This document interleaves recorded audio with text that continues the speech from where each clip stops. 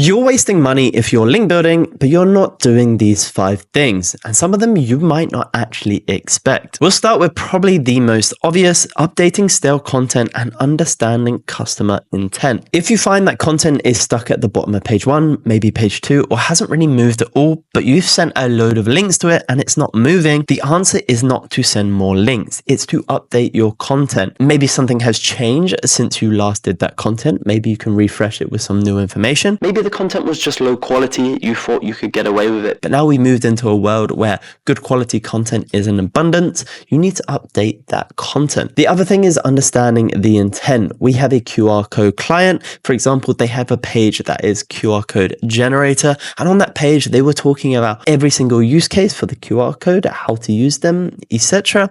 But all people are really interested in with that query is how to generate a QR code. So the content should purely be around QR code. Keep it simple, add some FAQs, and just focus on around that. The other content that he had written, for example, where to use the QR codes, etc., should be standalone pages and create a cluster that links back to the generator page and creates a nice web of internal linking.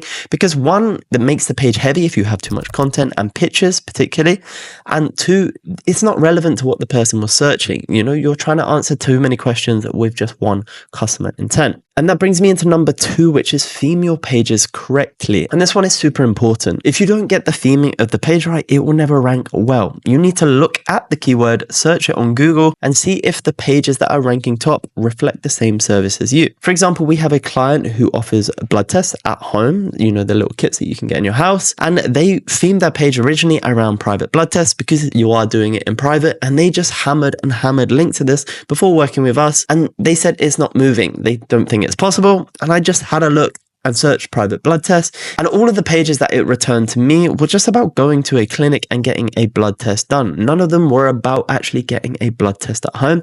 So I had him retheme his page around blood tests at home, and the page shot up because the customer intent, which I kind of referred to in the first one, matched the page content. So we were actually delivering what Google would expect for that term. Number 3 is blog.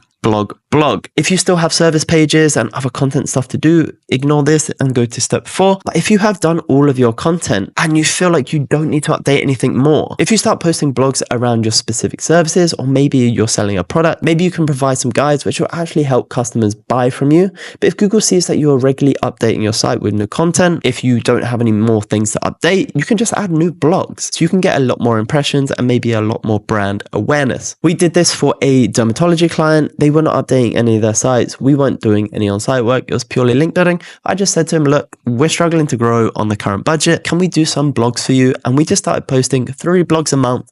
Every month, and the traffic absolutely shot up. Now, a lot of that new traffic is actually from the blogs, and maybe only a percentage of that went into the actual services, but it massively helped the site grow because Google sees that you're working on the site, not just getting links coming in. That looks a little bit unnatural. Now, this is my favorite one. I actually see a lot of business owners miss this. Most SEOs will probably pick it up, but go deep on your keywords. 50% of the traffic in your niche is usually in the long tails. So going after your head keywords only and not building out the rest of the web. For example, say you have clothes, you have jumpers, but maybe you have a lot of volume around black jumpers. Maybe you have a lot of volume about different types of jumpers. And these subcategories typically carry 50% of the traffic in your industry, and often they are much less competitive than the head terms themselves. And if you actually build out all of these pages as well, it gives you a much better chance of ranking for your head terms because you can link up to them, pass the link juice, and create a much more natural profile.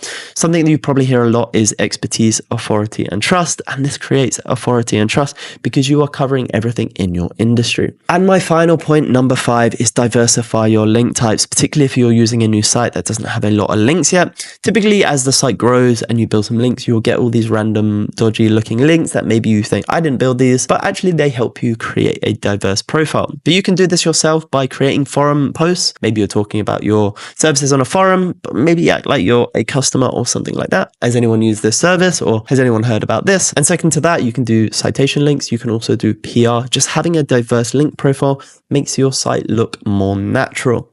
Hopefully these points have helped. If you have any other points you think I missed, just chuck them in the comments. I'd love to hear them. If you have any questions about this, also leave a comment. I'll be happy to reply.